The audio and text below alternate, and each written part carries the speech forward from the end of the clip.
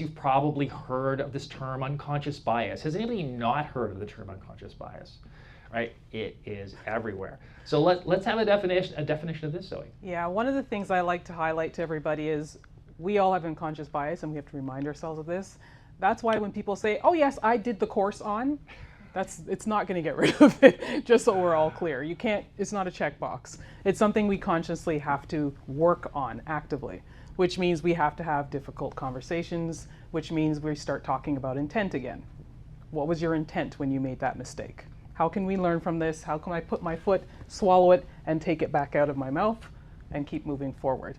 So the thing about unconscious bias is it's there to help us make decisions. We're making thousands of decisions every day, and the busier we are, the less team support we have, our brains are relying on unconscious biases to make decisions. The problem, of course, is it's not based on data, it's not based on facts. So the busier you are, the more your unconscious bias is showing up, and we have to actively and intentionally remove it. So unconscious bias is a broad term. So let's look at some of the specific biases that we all have, starting with this one, affinity bias. This one is the one I call my comfort bias.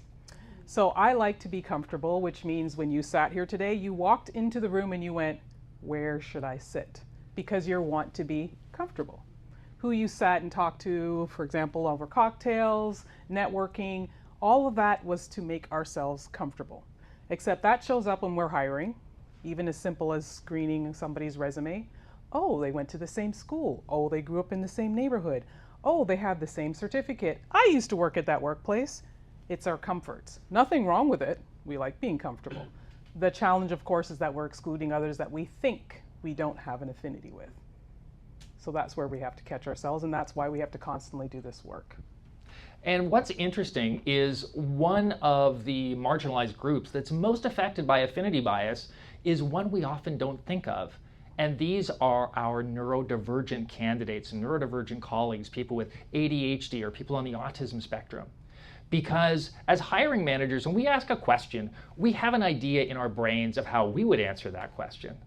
And if somebody's brain works differently and they answer the question differently, either in more detail or less detail or from a different point of view, or maybe even they're a bit uncomfortable with being put on the spot, that affects how we think about them.